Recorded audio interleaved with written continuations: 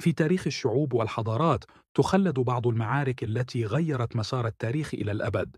واحدة من هذه المعارك كانت معركة أنقرة عام 1402، حيث اصطدم العملاقان تيمورلانك القائد المغولي الشرس والسلطان العثماني بايزيد الأول المعروف بالصاعقة. في هذا الفيديو سنتناول بالتفصيل كيف استطاع تيمورلانك هزيمة الدولة العثمانية في واحدة من أعظم المواجهات العسكرية، وأسر السلطان بايزيد، مما أدى إلى تغيير مسار التاريخ العثماني والإقليمي.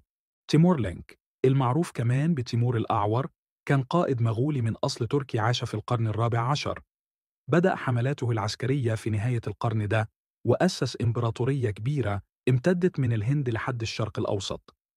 في أواخر القرن الرابع عشر الدولة العثمانية كانت تحت حكم السلطان بايزيد الأول المعروف بلقب الصاعقة. في الوقت ده الدولة العثمانية كانت واحدة من أقوى القوى في الشرق الأوسط وأوروبا الشرقية. الأسباب الصراع بين تيمورلانك وبايزيد الأول بدأ بسبب طموحات كل واحد فيهم في التوسع والسيطرة. تيمورلانك كان شايف في الدولة العثمانية تهديد لتوسعاته في الشرق الأوسط. في 20 يوليو 1402 اتقابل الجيشين في معركة أنقرة. جيش تيمورلانك كان مكون من حوالي 140 ألف جندي، في حين جيش بايزيد الأول كان حوالي 85 ألف جندي. تيمورلانك استخدم تكتيكات عسكرية متطورة واستغل ضعف العثمانيين اللي كانوا مرهقين بعد حملة عسكرية طويلة. التكتيكات: تيمورلينك استخدم جيشه الضخم بذكاء ونجح في تفرقة قوات بايزيد وإحداث فوضى بينهم. الخيانة: بعض قوات بايزيد من الجنود الصربيين وغيرهم انقلبوا عليه في وسط المعركة وانضموا لصفوف تيمورلينك. الانهيار: بعد ساعات من القتال العنيف تيمورلينك نجح في كسر خطوط الدفاع العثمانية وأحاط ببايزيد.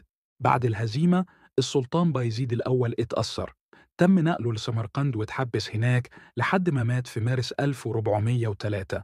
في روايات بتقول إنه مات من القهر والحزن على هزيمته. انهيار مؤقت للدولة العثمانية: الهزيمة في معركة أنقرة كانت ضربة قوية للدولة العثمانية اللي دخلت في فترة من الفوضى الداخلية تعرف بالفترة العثمانية المظلمة، حيث تنازع أبناء بايزيد على الحكم. توسعات تيمورلينك: تيمورلينك استمر في حملاته العسكرية وتوسيع إمبراطوريته، لكن بعد وفاته في 1405 إمبراطوريته انهارت بسرعة.